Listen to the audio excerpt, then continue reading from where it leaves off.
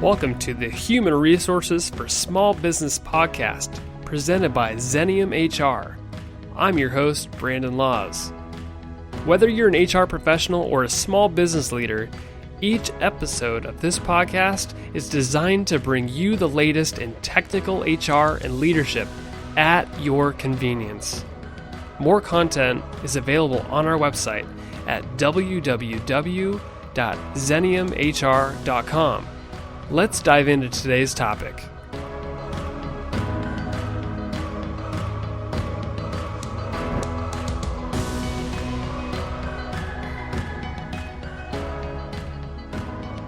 Hello and welcome back to the Human Resources for Small Business podcast. I'm your host, Brandon Laws. In today's episode, I have a conversation with Erica Keswin. She is the author of Bring Your Human to Work, 10 Surefire Ways to Design a Workplace That's Good for People, Great for Business, and Just Might Change the World. This book's been out about 3 weeks, and she's been on the Wall Street Journal's best-selling list. Book is fantastic. I think this is a topic that, although we've heard the buzzword of human in the workplace, and Erica talks about that, we've heard that we need to bring the human to work, but what does that mean exactly? And she breaks it down and provides really 10 ways, and it gives you the playbook for implementing really cheap, sometimes free things in your organization to be more human, to have great interactions within people in your organization and customers. I think you're really going to love this episode. Erica's a wealth of knowledge, and the content is phenomenal. We are going to do a book giveaway for this book, and how you enter is write us a review on Apple Podcasts or Stitcher or wherever you listen to our podcast. Submit the review, screenshot it, email it to me, or send me a LinkedIn message with the screenshot. And if you have to connect with me first, that's fine too. You can also reach out on Instagram and direct message me that way too, whatever's easier for you. And then I'll enter you into the book giveaway, and we'll draw it after the next episode. And we'll give away 3 books. So your chances are pretty good. So I'll step out of the way. Enjoy the episode with Erica Keswin, author of Bring Your Human to Work.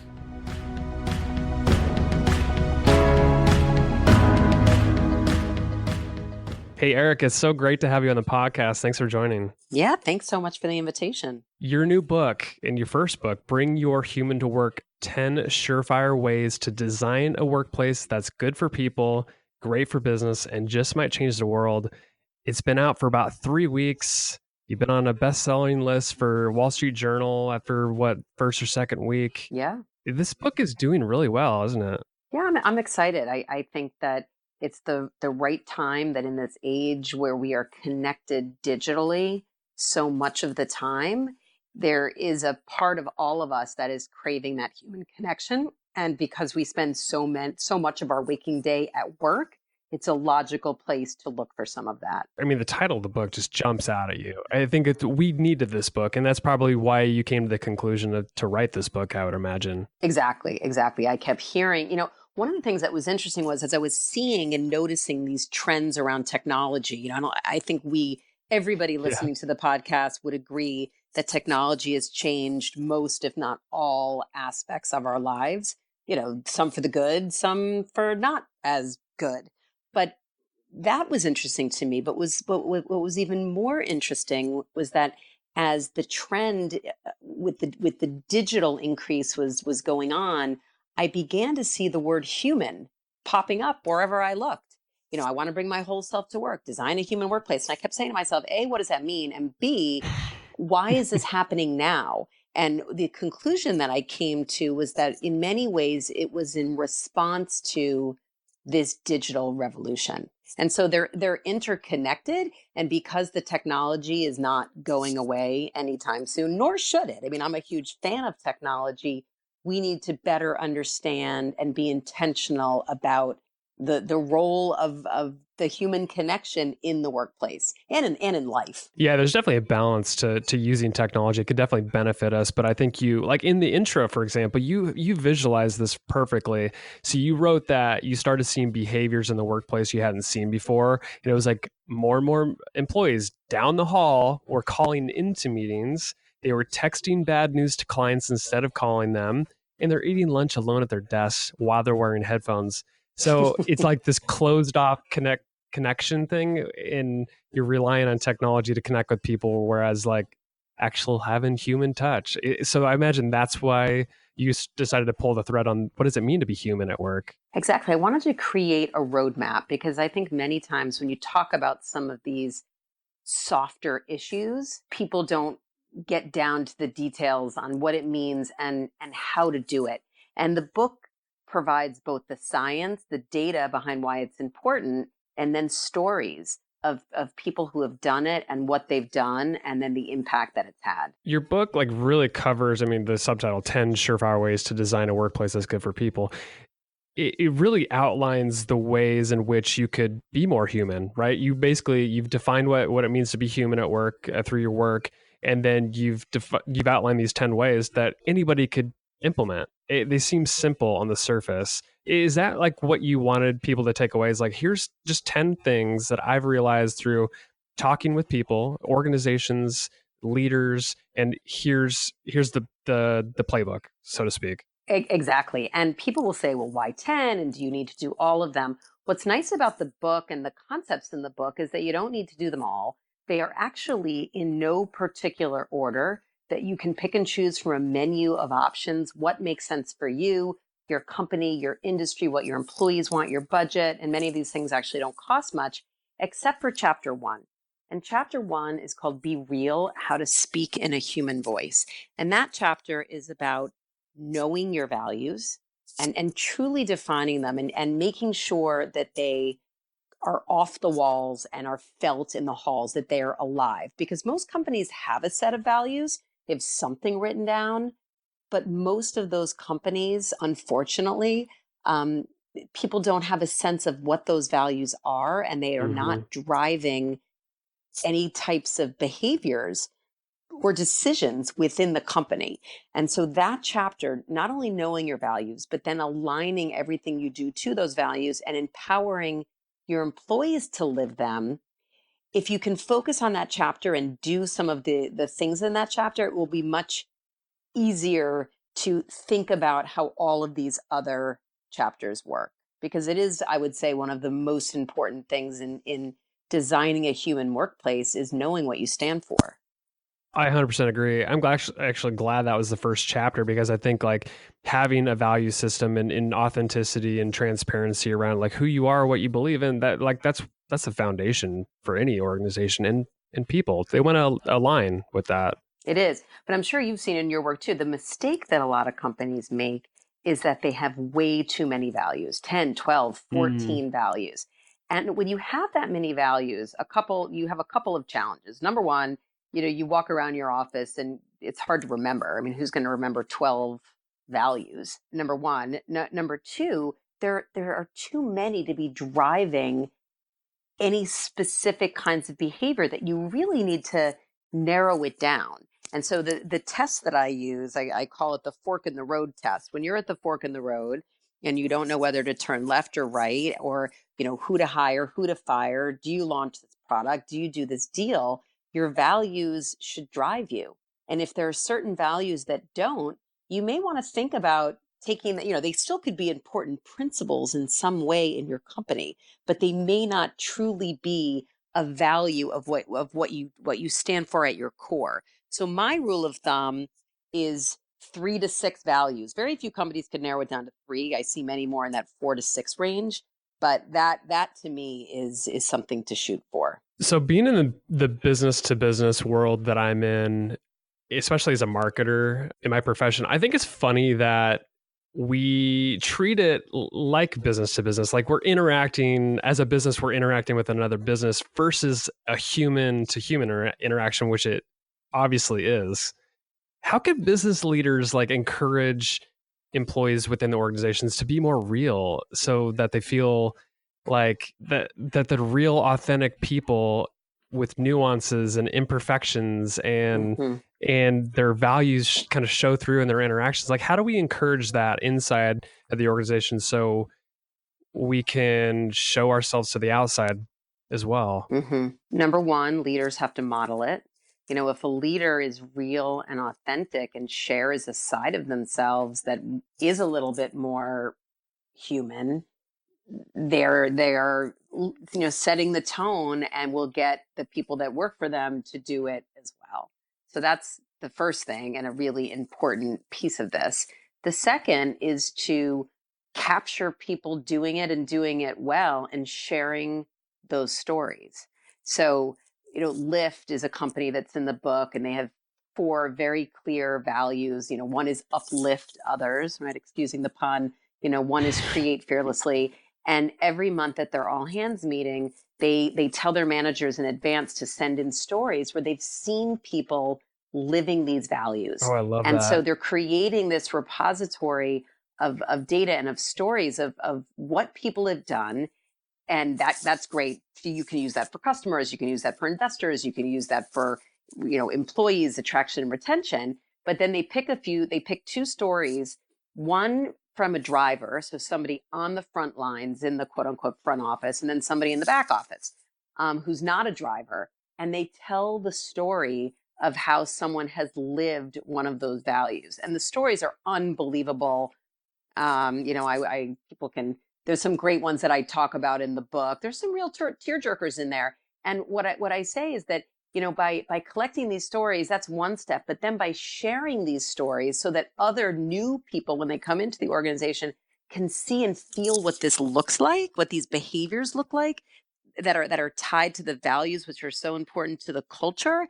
It again, excusing the pun, but it uplifts everyone versus just the one person that's found out about the story. So that storytelling is a really critical piece.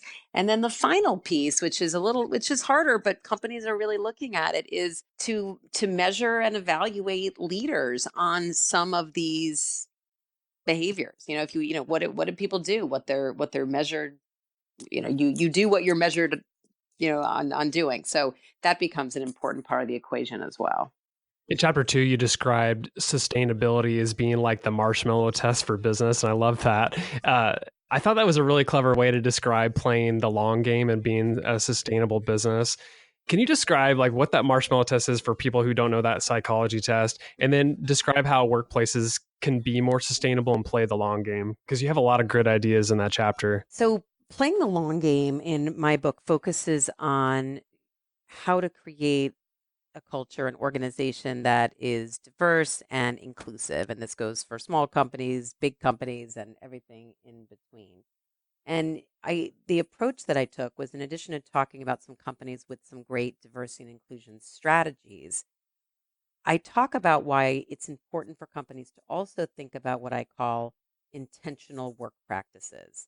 And what I mean by that is, if companies don't think about and create programs and policies around flexible work, parental leave, bereavement leave, there's no way they will be able to attract and retain a diverse workforce. The other reason why this is a great time to be thinking about this and to be in the workplace is that millennials, who will make up 25% of the workforce by 2025 and 50% by 2020, which is literally around the corner, they're demanding a more diverse workplace, and they're making decisions on where they want to work based on it. And they want to work for companies who have these intentional work practices and think about where, when, and how one can work in a more flexible way. And then the highest level, or the last level of playing the long game, is what I call enlightened supply chains. And these are companies that say, I want to play the long game and have a diverse and inclusive organization within my own four walls, but I'm even going to expand that to the kinds of companies that I do business with. And an amazing example, and a very recent example of this, was Microsoft came out with a statement about 3 weeks ago and said that they will only work with suppliers who provide 12 weeks of maternity and paternity leave, parental leave. Wow. Which, that exponentially can, impact how human a workplace with, because you can imagine how many different suppliers a company like Microsoft, works with. I actually love that, because talk about playing the long game. Like, there's nothing more long game than bringing a child into the world and making sure that we have like economic and social sustainability by raising people the right way. And I kind of like that businesses are starting to get involved in playing a role and Hmm. offering maternity and paternity leave. You mentioned one company that's doing it really well. What are some other companies that you've heard of or talked to that are really putting emphasis on this paid parental leave? What's interesting, there are big companies like Microsoft and Airbnb is one. I mean, they do something that, and I haven't heard a lot of companies do this, where when you come back from a maternity leave, we all know you want to, in an ideal world, you can dip your toe in sort of slowly versus going 0 to 1,000 overnight when you've been home for a few months. They actually let you come back 80%, but for 100% pay and sort of ease your way back in. And they also give you dinner to bring home for your family. Oh, Again, it's really amazing. thinking about this from a human perspective. On the smaller company, um, smaller companies are thinking about this too. There's a company called Humanize in Boston. Not a big company. The head is a guy named Ben Weber who wrote an article recently about maternity and paternity leave. They actually have mandatory paternity leave, and that's something that many companies have been throwing around as an idea and debating its merits. Because the issue is, if only women take parental leave, it then becomes, it's a woman issue. So if you're looking to Hmm. hire, a man or a woman, and you know that the woman is of childbearing age and then may leave and take multiple parental leaves, that could be an issue. And this company also believes that, you know, as you were getting to, from a societal perspective, what an amazing gift to be able to have fathers spending real time at home with their children in their first weeks of life. Yeah, I would imagine.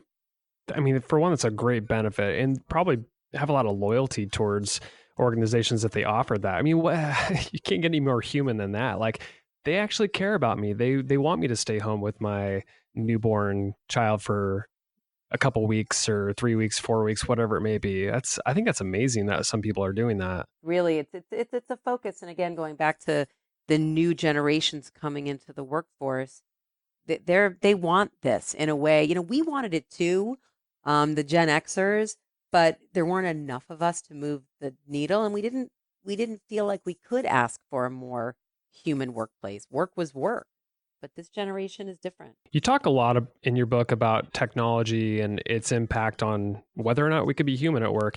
Do you think it's like overall helping us become more human, or is it really hurting us by pulling us further apart? And does there need to be a balance between how we're using technology in the workplace? I think the word balance of technology is tricky because it's there is no balance anymore. Yeah. My approach to it is more around what I call finding the sweet spot between leveraging all that's amazing about technology, right? You and I are on technology right now. We're going to reach tons and tons of people that are your listeners through technology. But if this is the only way that we communicated all day, every day in our lives, it would not be good for us as humans, and it would not be good for either of our businesses. And so we need to think about leveraging technology, but then also putting it, quote unquote, in its place. And the challenge with that is, excusing the pun here, but left to our own devices, we're not connecting. And there's a lot of reasons for it. Some of it is that the technology is designed to suck us in and we almost can't help ourselves. So a lot of what I talk about with leaders and when I work with companies, and I also touch on it quite a bit in the book, is that we need to be disciplined, we need to be intentional, and even create organizational protocols around how, when, and where we're using technology to benefit us. So there's a chapter in the book called Mind Your Meetings.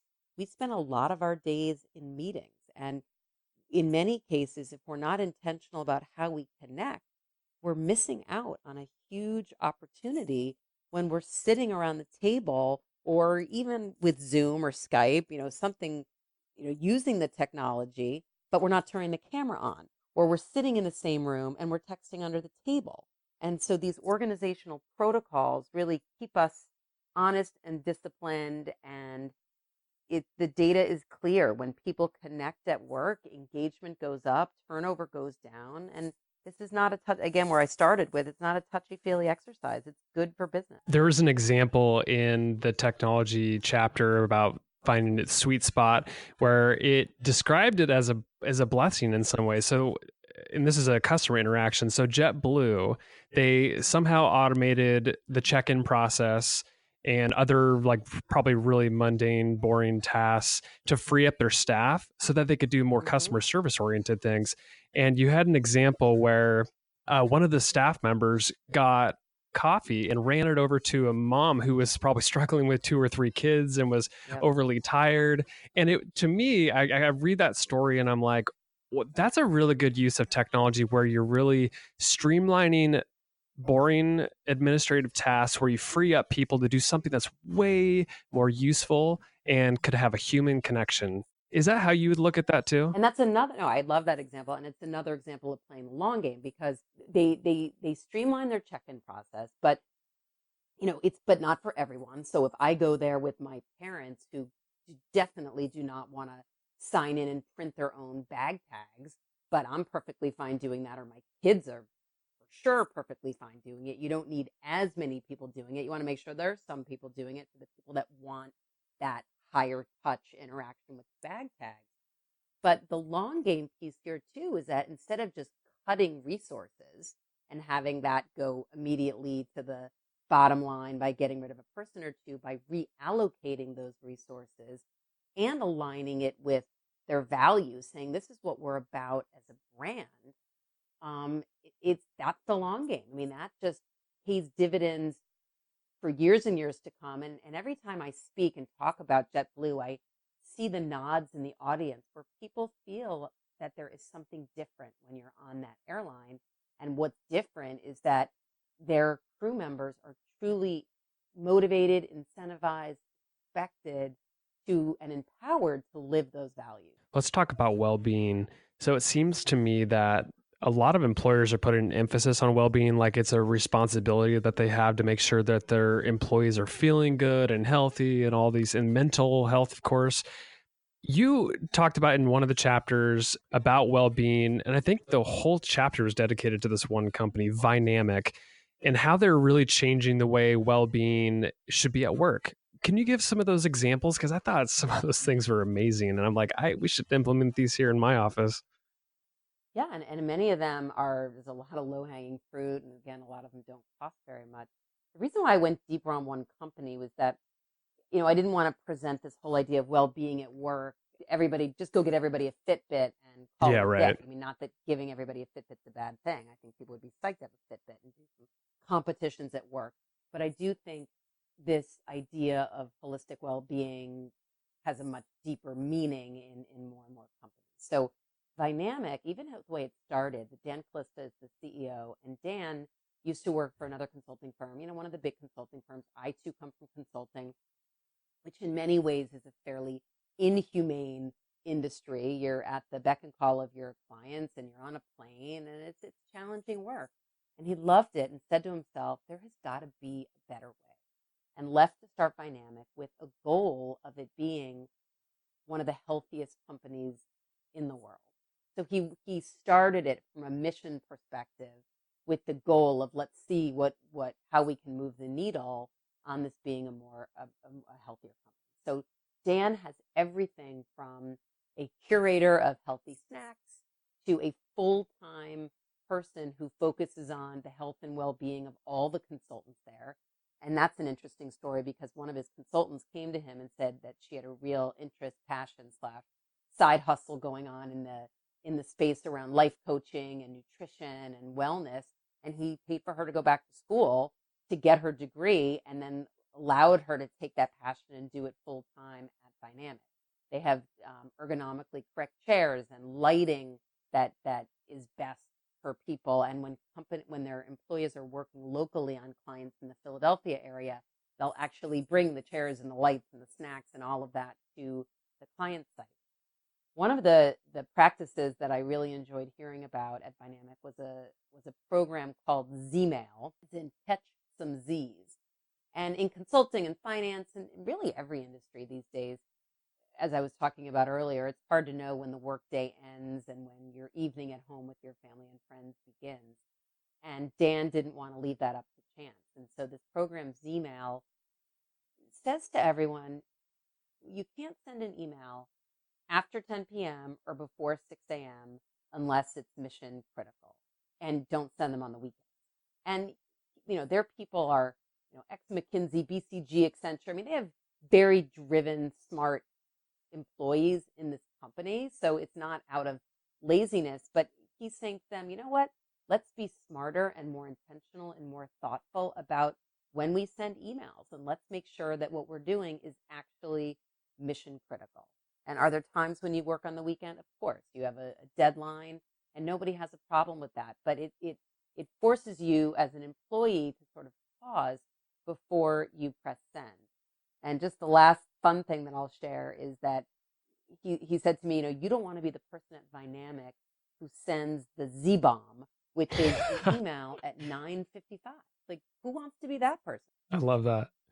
So I want to round out our conversation and close it with gratitude and thank yous, as you say, to be more human at work, really. And you talk about a story with the Starbucks barista. I want you to tell that story and then talk about how it influenced you to write this book in the first place. I'm a big Starbucks fan. Me too. My daily drink. It's almost my time. People ask if I'm a big meditator when I talk about wellness.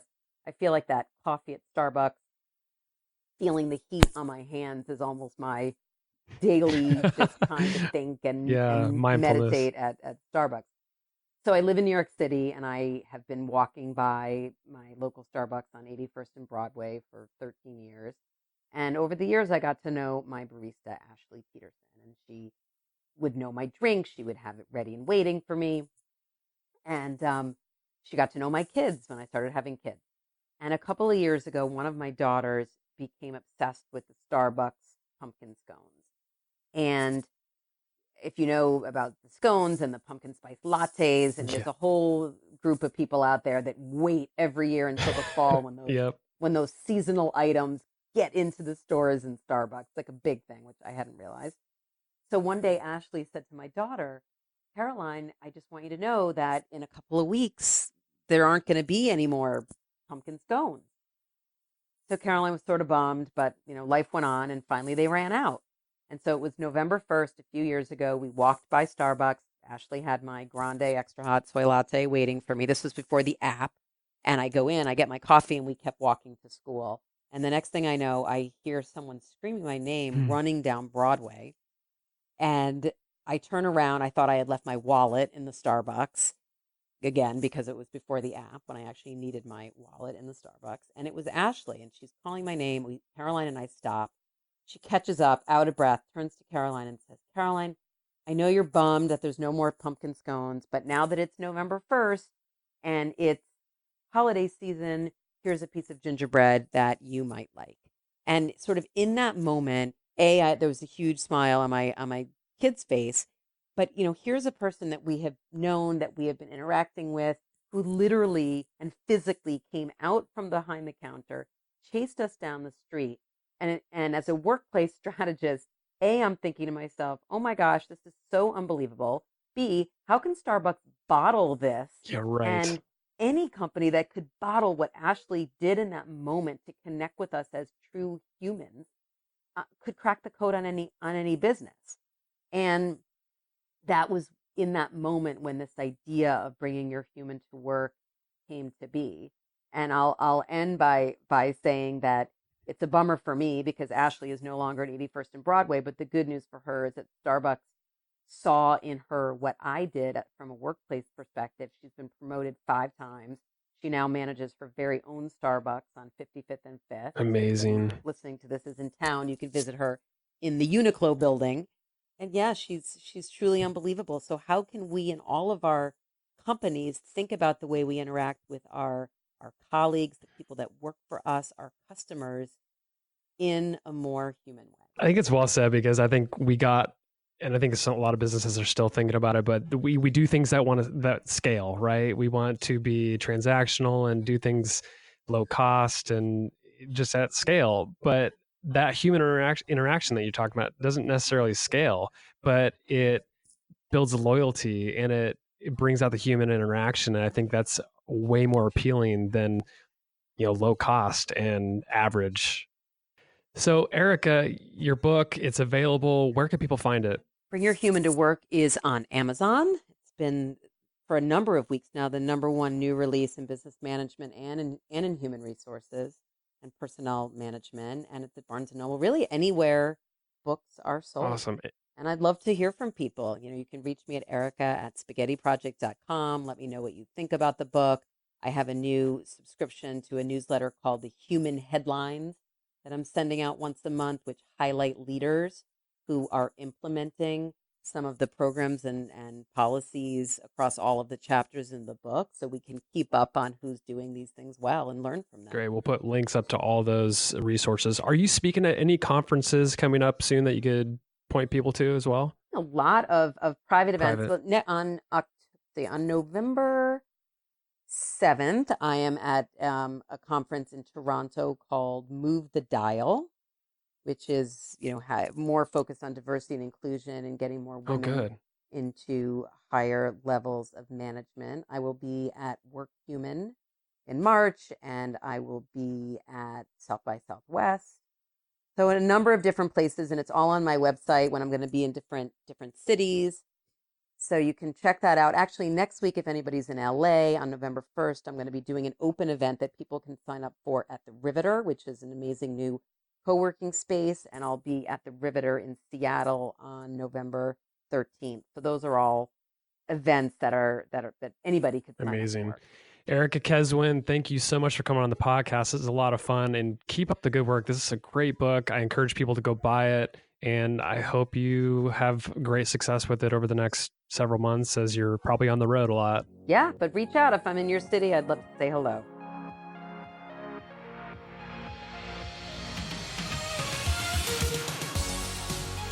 Thanks for listening to the Human Resources for Small Business podcast. Subscribe to this podcast and leave us a review on iTunes, Stitcher, or wherever you listen to podcasts. Also, be sure to check out our blog at www.xeniumhr.com/blog and follow us on Facebook, Twitter, and LinkedIn to hear about the latest in HR and leadership. The information on today's episode is for educational purposes only and should not be taken as legal or customized advice for you or your organization. This podcast is hosted and fully produced by Brandon Laws, that's me, and created and owned by Xenium Resources, Inc. For more information or to contact us, visit www.xeniumhr.com.